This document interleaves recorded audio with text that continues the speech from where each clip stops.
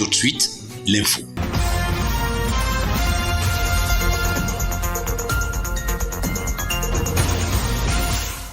L'histoire retiendra que c'est le site touristique et historique du lac Tisson, situé à une dizaine de kilomètres de la capitale du château d'eau, Ngaoundéré au Cameroun, construit par les colons allemands il y a 120 années et récemment réaménagé par l'État, qui a abrité le 2 juin 2021 la cérémonie marquant la 15e édition de la Journée mondiale du tourisme responsable avec pour thème « Tourisme sexuel, un crime sans frontières ». La cérémonie couplée à celle de l'installation du comité provisoire de gestion du dit site était présidée par le ministre d'État, ministre du Tourisme et des Loisirs, Belubouba Maïgari. Je viens ici non seulement pour installer le comité de gestion, mais aussi pour célébrer la Journée mondiale du tourisme avec un thème bien précis que vous avez rappelé, le tourisme responsable et respectueux, qui proscrit notamment un fléau qui malheureusement tend à se développer dans le monde, le tourisme sexuel. Le chef du département du tourisme a recommandé aux nouveaux promus de travailler en paire de famille pour booster le secteur et contribuer à l'économie locale. La région de l'Adamawa a de potentialités énormes qu'il suffit de promouvoir et de développer. Le ministère a construit 3 grandes boukarous, chaque boukarou ayant 2 grandes salles, 2 grandes chambres, chambres doubles. Donc, pour l'instant, nous avons 6 chambres doubles. 6 chambres doubles qui peuvent donner donc 12 passagers, 12 touristes qui peuvent loger ici en même temps, à moins qu'on ajoute encore des lits supplémentaires dans chaque chambre. Sinon, la capacité pour l'instant est de 12, avec la plus grande salle, la grande salle des cérémonies. 300 millions de francs CFA ont été nécessaires pour la réhabilitation des travaux de rénovation sur ce site longtemps délaissé. Le comité de gestion qui vient d'être installé bénéficie aussi de 10 millions de francs de fonctionnement au titre du budget d'investissement public 2021. Il faudrait que l'État mette des infrastructures. Vous voyez, pour accéder ici, c'est pas facile. Donc, si l'État peut déjà mettre des infrastructures, ceci permettrait au privé de se lancer dans le secteur. Et dès que le privé se lance dans le secteur, automatiquement, il y a un développement et l'État trouve son intérêt. Promouvoir le tourisme interne et externe, sensibiliser, encourager et inciter les opérateurs économiques privés à investir dans le secteur sont entre autres les missions assignées aux nouveaux élus. Le Cameroun compte 900 sites réaménagés et en cours qui seront progressivement rétrocédés aux collectivités territoriales locales décentralisées dans le cadre de la politique gouvernementale de la décentralisation.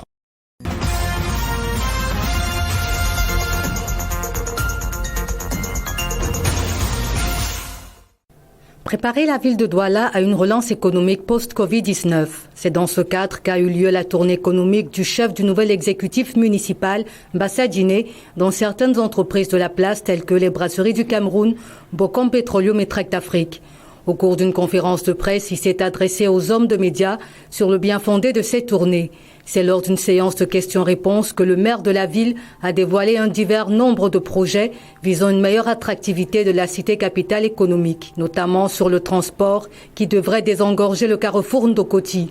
Un projet en cours d'étude sur financement Banque mondiale qui s'élève à environ 220 millions de dollars. Le premier magistrat municipal de la ville est revenu sur ce qui a été déjà fait, entre autres la création d'une brigade chargée des questions environnementales.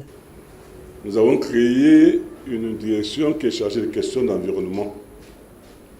Et une brigade a été mise sur pied il y a quelque temps. Une brigade chargée précisément des questions d'environnement. C'est une brigade d'ailleurs pour laquelle nous avons eu des exigences assez élevées en termes de profil. Mais j'avoue que l'ampleur des problèmes à Douala est énorme. Alors lorsque nous sommes interpellés, dans un coin particulier, nous avons immédiatement une brigade avec éventuellement des éléments de la police municipale pour pouvoir aller faire l'évaluation de la situation. Bassa Diné a interpellé la presse camerounaise de ce qu'elle devrait faire une large diffusion des sanctions prévues pour tout contrevenant au bien-être environnemental. Un arrêté du maire est sorti qui sanctionne d'un certain nombre de pénalités et d'amendes tous ceux qui participent à ces actes de pollution, y compris même, je dirais, même la pollution sonore sera sanctionné. Cet arrêté est disponible. J'aurais d'ailleurs souhaité que la presse en fasse un meilleur écho. Les entreprises qui polluent, le principe est simple, c'est pollueur-payeur. Vous polluez, vous payez. Et lorsque nous attrapons une entreprise de ce genre-là, nous appliquons sans aucune exception ce principe. Pollueur-payeur. Monsieur le maire a déploré le fait que les efforts entrepris concernant l'électrification par énergie solaire dans la ville sont vandalisés, freinant ainsi l'effectivité du dit projet. Prenez le boulevard de la Liberté. Il y avait un éclairage public qui avait été mis en place par énergie solaire. Qu'est-ce qui s'est passé? Les gens ont vandalisé tous les poteaux. Les batteries ont été enlevées et ces poteaux sont là aujourd'hui. Ils ont simplement le boulevard. Nous avons voulu relancer ça récemment. L'évaluation que nous avons faite, c'était qu'il fallait au moins 100 millions. Mais nous n'étions pas sûrs qu'un mois après, on n'allait pas encore enlever toutes les batteries qui se trouvent. La sortie du maire de la ville de Douala au travers de cette conférence de presse a été un moyen d'égrener un chapelet de projets en cours et effectifs, mais aussi de rassurer le citoyen lambda sur l'engagement de la communauté urbaine de relever l'économie de la ville.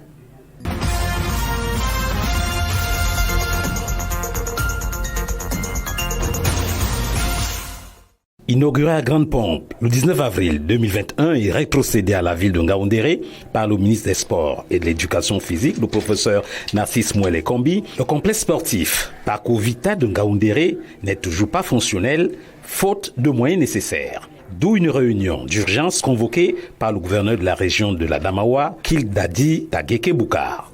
Opportunément, aussitôt après le passage du ministre de Sport et de l'Éducation physique, qui est venu rétrocéder le parcours Vita, qui est un don du président de la République à la communauté, à la mairie de la ville de Ngaoundéré. Nous avons pensé que aussitôt il faut engager des actions pour opérationnaliser ce parcours Vita. La délégation régionale des sports et de l'éducation physique, les services de la santé, de la sécurité, bref, toutes les parties prenantes ont répondu présentes à cette réunion élargie aux élus locaux et aux forces vives de la région. Il n'est pas question de laisser sombrer ce précieux cadeau du chef de l'État Paul Biya dans le néant. La population doit s'en approprier. Tel est l'essentiel du message qu'a passé le numéro 1 de la région qui a remis, séance tenante, un lot de matériel au jeune directeur Nioé Eugène. Oui, merci. Après cette réunion fort opportune, nous sommes d'abord rassurés parce que nous sommes assistés déjà par la très haute hiérarchie de la région. Nous allons, avec toutes les synergies qui viendront s'ajouter à cela, mettre en branle les activités prévues par le parcours Vita et par notre hiérarchie technique. Et vous savez, nous sommes comme un bébé. Le patron de la région a invité toutes les forces vives de la région à faire autant pour sauver cette infrastructure sportive dont l'importance pour la population est évidente. Nous allons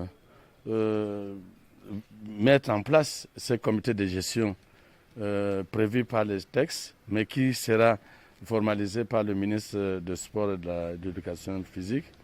Nous allons également de manière interne sélectionner les membres de gestion et également les autres parties prenantes comme la sécurité.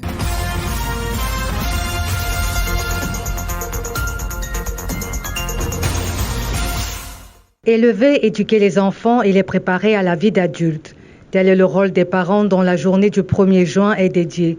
En effet, au cours de l'Assemblée générale de l'Organisation des Nations Unies du 17 septembre 2012, dans une des résolutions, la journée du 1er juin a été proclamée Journée mondiale des parents. Objectif, mettre à l'honneur ces personnes, lesquelles, si elles ont donné la vie ou pas, s'occupent de l'éducation d'une géniture. Car être parent, ce n'est pas seulement être géniteur, mais inculquer des valeurs à ceux-là qui seront des adultes responsables dans la société. Les parents sont les colonnes qui soutiennent la structure familiale, sans eux tout s'ébranle. Être parent n'est pas seulement assouvir tous les caprices d'une progéniture, mais c'est aussi le tenir par la main. C'est lui dire que le chemin emprunté ou le choix qu'on a fait est mauvais. Les parents sont ceux-là qui savent essuyer les larmes d'un gamin et lui dire que tout ira bien. À tous ceux qui remplissent tous ces critères, que vous ayez donné la vie ou pas, bonne fête.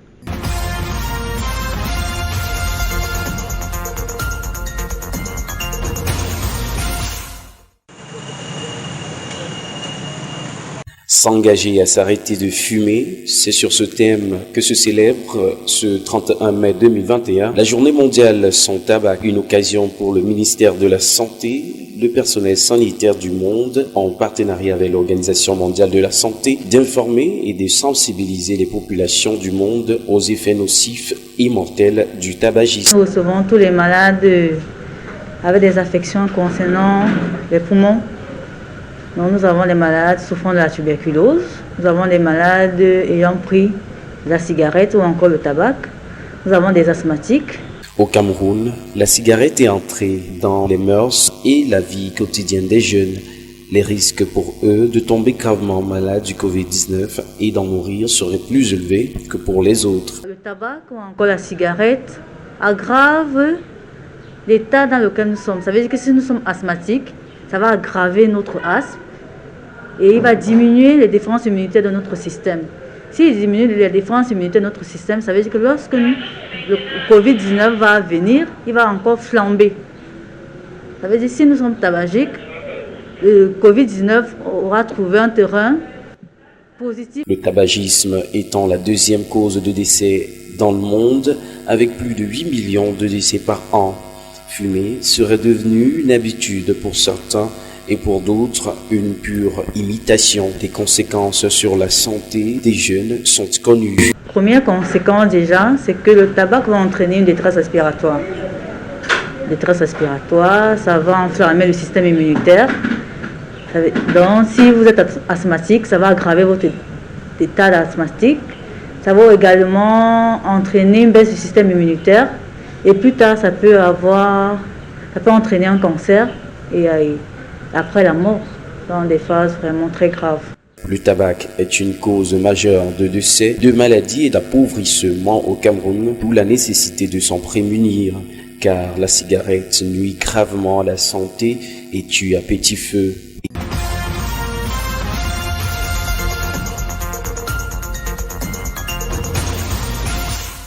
Né de la volonté des parents de pallier à certains besoins auxquels les établissements publics fréquentés par leur progéniture faisaient face, l'APEE, entendez, l'association des parents d'élèves et d'enseignants, n'a pas toujours fait des heureux chez ses contributeurs. Ceux-ci décriant les malversations financières très souvent observées autour de la gestion de ces fonds par les membres des bureaux des APEE avec la complicité des chefs d'établissement au mépris des mécanismes de contrôle existants.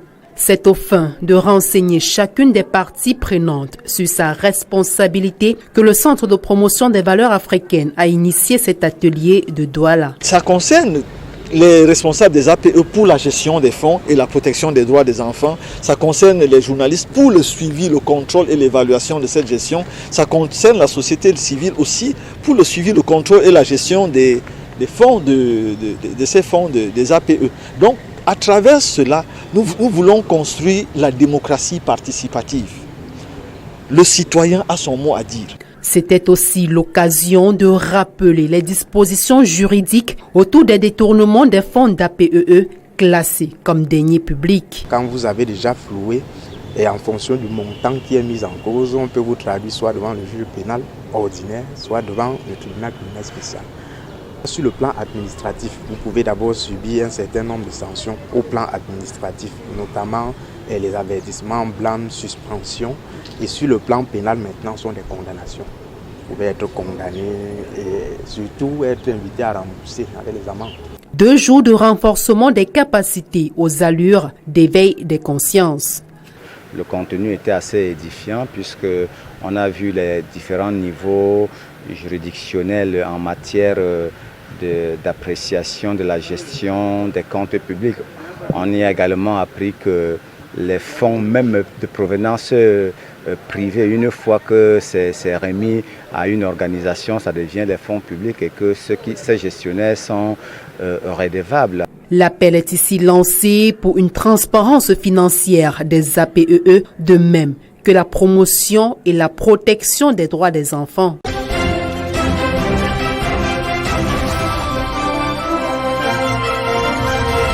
Lake Tison in the Adamawa region is remembered to be the touristic and historic site built by the Germans some 120 years ago.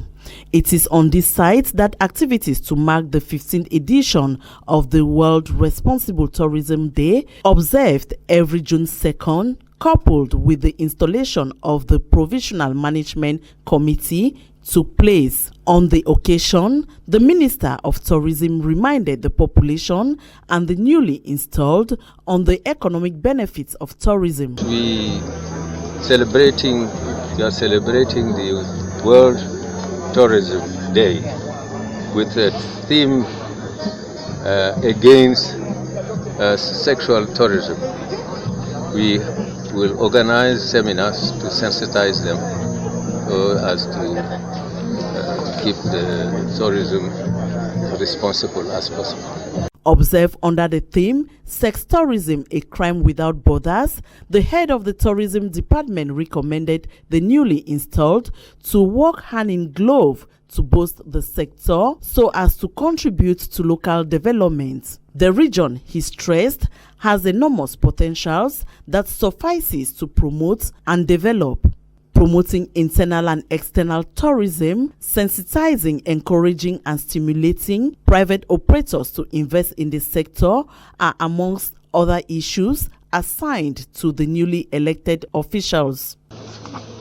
First of all, they have to manage the site, keep it in good care, preserve it from bushfire and other deteriorations. Cameroon has 900 ongoing refurbished sites, which will gradually be handed over to decentralized local communities within the framework of the government's decentralization policy.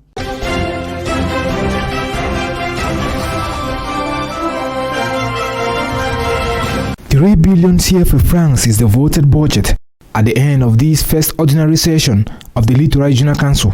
For 3 days, the president of the Regional Council plus executive bureau members and the regional councillors work day and night in order to come to a compromise. It is not a big budget, 3 billion. These 3 billion are only to put in place the organization who will help us from next year to build the littoral region, to build the development of the littoral region as we want. It should be noted that the 3 billion budget is aimed at effectively putting in place the regional council while waiting for the real budget for the year 2022 to be voted in November. In this slide, it is therefore in 2022 that works in the littoral region will effectively kickstart under the regional council. Aside the voting of the budget, many other resolutions like the putting in place of internal rules and the solicitation of FEICOM to accompany the regional council in its activities were taken. As this first ordinary session of the Littoral Regional Council ends this Wednesday, June 3rd, 2021 at the Aqua Ceremonial Hall, the month of November is expected to host the second ordinary session of the Littoral Regional Council.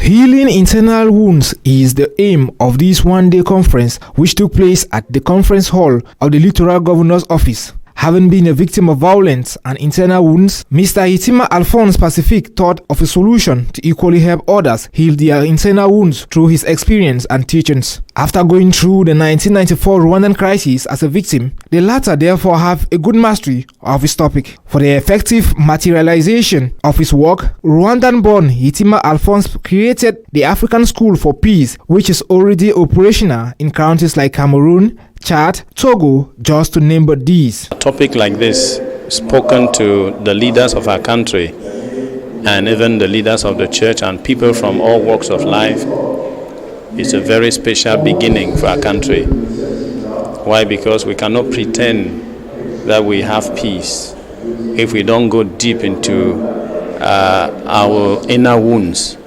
and seek for reconciliation. According to Mr. Itima, one of the treatment for internal wounds is forgiveness. When you refuse to forgive, you can't move on. In the very presence of the littoral governor and a host of participants, Mr. Itima Alphonse narrated his life and childhood during the Rwandan crisis of 1994. For the author of the book, La guérison de blessures intérieures, when you are not healed from those who hurt or shock you, you will hurt and shock those who didn't hurt or do you any wrong.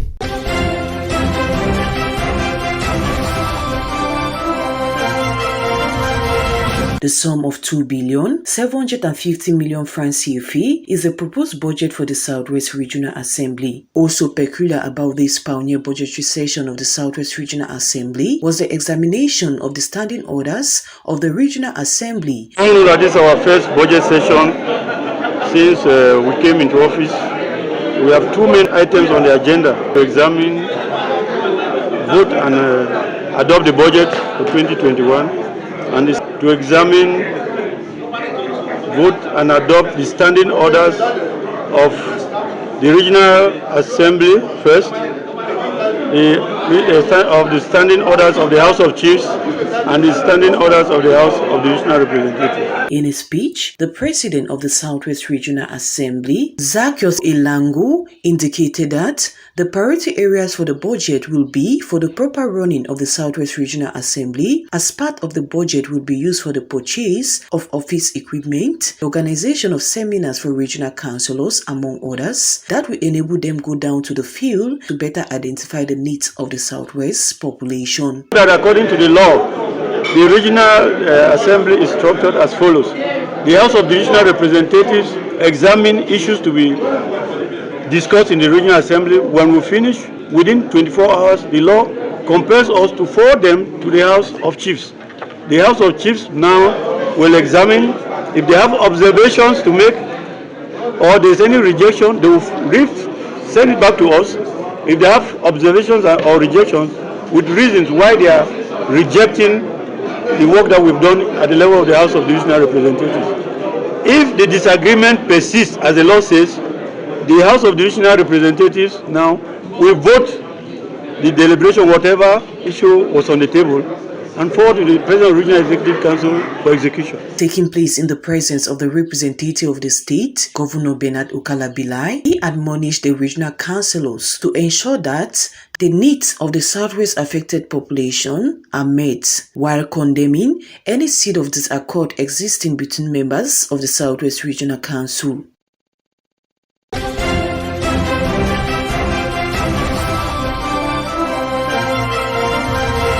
Inaugurated on April 19 by the Minister of Sports and Physical Education, Narcisse Mwele-Kombi, the Ngaoundéré Recreational and Sporting Facility built on a 40-hectare piece of land is yet to be accessible to the population.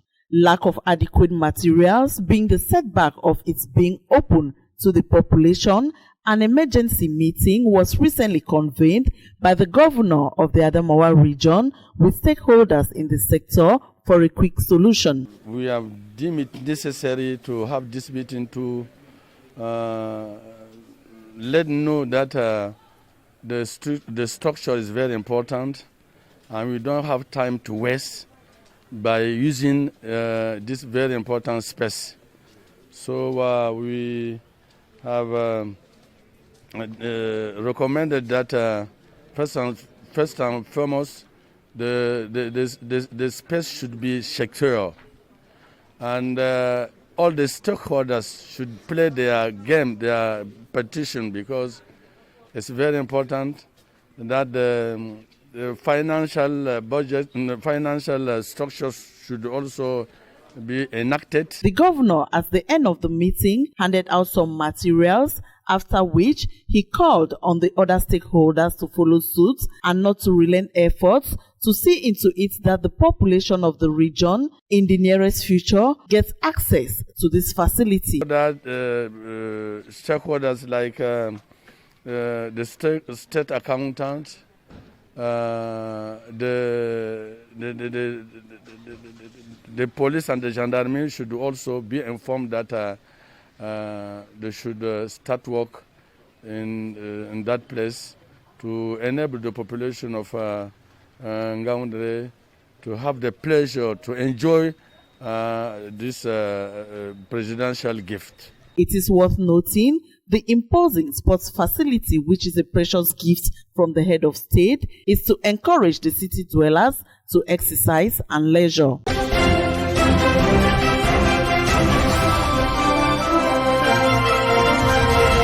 Every 1st June of the year is observed globally as World Parents' Day, designated by the General Assembly of the United Nations in 2012. This day is established to recognize the critical role of parents in the bringing up of their children. Though the day centers around the role of parents towards children, it is equally an opportunity for the United Nations to recognize that the family has a primary responsibility for the nurturing and protection of the children. For the full and harmonious development of their personality, children should grow up in a family environment and in an atmosphere of happiness, love, and understanding. Many parents nowadays tend to be very busy, but we need to make time to talk with the children. Let the children know us personally. Let us be the Bible that the children read every day. Let us be able to educate these children in such a way that we'll make a better country tomorrow. Observed this year under the theme, Appreciate all parents throughout the world. This year's theme urges us to acknowledge parents' worth and affection and to value the sacrifices they make for their children. The Bible tells us in Proverbs chapter 22 verse 6 that grow up the child in the way the child should grow, so that when the child grows, the child should not take away from it. So the child should not leave that domain. The child should grow in the way you have trained the child. Dedicated to all parents throughout the world who work, suffer, and sacrifice for the comfort of their families. Parents' Day 2021's theme also pushes us to pay tribute to parents for their valuable efforts for our existence and survival.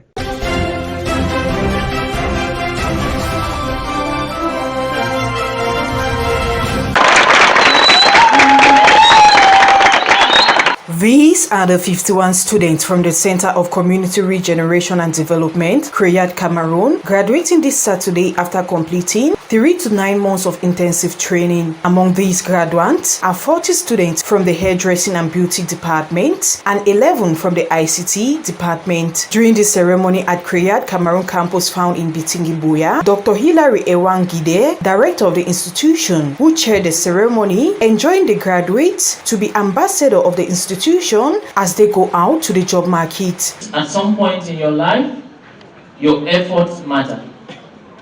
The Bible says that faith without works is nothing. So it doesn't mean because you have graduated from this center and you have your certificates today that you should just grow in whatever character you think you can grow and expect success. Like they say, money does not make noise. Don't be proud. Remain humble and be Christ-focused. While handing working equipment to some overall 7 best students, the director of Kreyad Cameroon further unveiled that follow-up and mentorship will be done to ensure that these students put the items into proper use. They have gained a lot of skills. Now we are setting up our monitoring and evaluation unit to make sure they follow them up into what they'll be doing after this. Lots of them have received gifts from the center, which to us like a seed capital. But we are going to follow this up to make sure the end point of a project is to make sure they get economically and socially empowered. So after this, it's just the first section of the training. The second section will be going to make sure they set up their different small micro enterprises, and then our office will be following them up, providing the mentorship and coaching after this. To one of the graduates, after leaving this place today, I'm leaving this place today. I can now go out and look for a job for myself, and I can, maybe if there is no job, I can create one by made open in documentation. So I don't know what the future holds for me out there, but I believe it's for the best. It should be noted that since its creation in 2013, Kreyad Cameroon, which is a free vocational training center found in Buea Southwest region of Cameroon, has been able to train over 3,000 students to become job creators.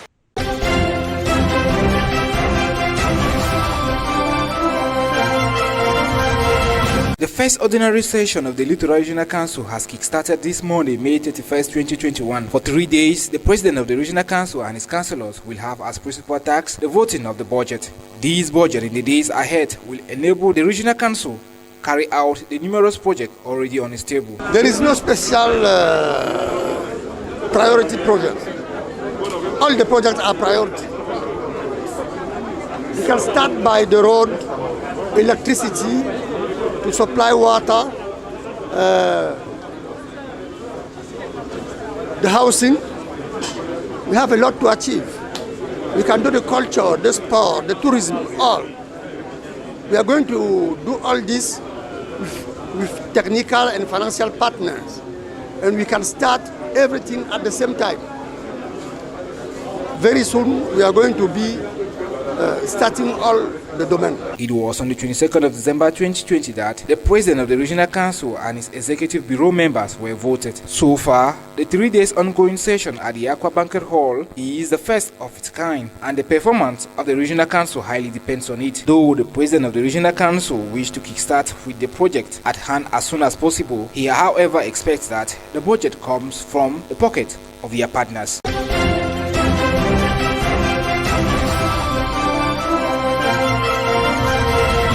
Gathered at the conference hall of Lycée Moliko Buea, these are secondary education pedagogues drawn from the Southwest region. The purpose of this conclave was to examine and suggest better ways of ensuring a smooth conduct of the end-of-year GCO level and A-level examinations across the various centers, as the Southwest Regional Delegate for Secondary Education, Hannah Etondebua, recapitulates. Training sessions have been held and they'll still hold in the days ahead to get all stakeholders ready for the exams. You'll notice that in most of our campuses where we have accommodation centers, the campuses are already being kept clean, the labs and all other specialized rooms are being prepared.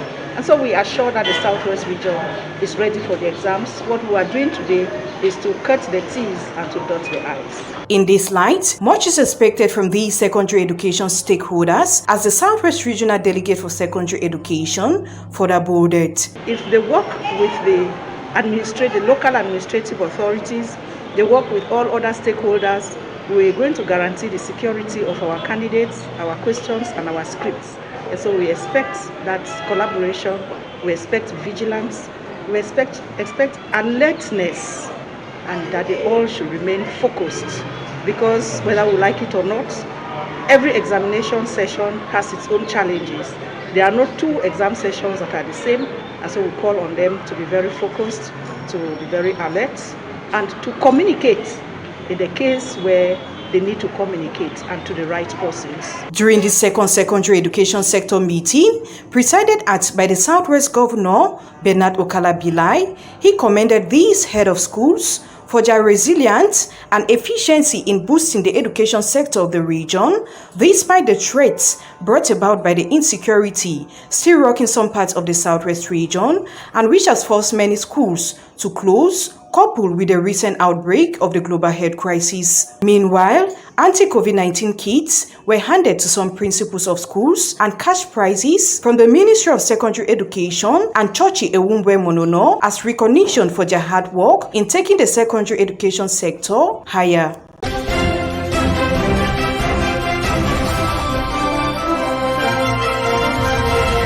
Among the numerous developmental goals of Chief Pastor Oscar Teke of Wonanango Village is the desire to have a well-organized and God-fearing Council of Elders and Traditional Council who will assist him in rebuilding, reuniting and developing the Wonanango community. It was in this light that some members were installed into their post of responsibilities during this ceremony that held at the Chief Residence and presided at by the representative of the DO for Buea. Among those installed were 10 members of the Traditional Council, 6 Council of Elders, and 11 members of the Development Council. Yeah, first I want to say I thank God so much for what has happened this day. That the Traditional Council, the Council of Elders have been installed. You know, it was a council that was operating in this village. But after the installation of the chief, we thought it wise that we should reshuffle the council, bring in new blood, to see how the village will grow from strength to strength. They should go into the field for us to see how, by the end of this year, 2021, we should be able to say we have about 50 to 100 houses here in Wenanango. That's my dream. They should go back and do what they need to do. Chief Pastor Oscar Teke further revealed that pieces of land will be allocated to youths who trace their origin to the village, who have plans to join hands with the newly installed to develop the Wenanango community. I would not love to see my subject out there, maybe chased because of house rent, which we have land that they can just come and put in maybe a little structure and then they stay in their village. So I want to call on them to come. Those things that are out there is here in the village. We have the milk and honey here in our village. The event also saw the inauguration of a well-equipped secretariat. It is worth noting that, amidst the numerous challenges plaguing the village, it has been able to realize some projects such as electricity supply, mapping out of streets as well as boundaries of the village, and a football stadium. Meanwhile, other projects on the pipeline will include the drilling of 2 boreholes, the supply of pipe-borne water, markets, schools, to cite but these few.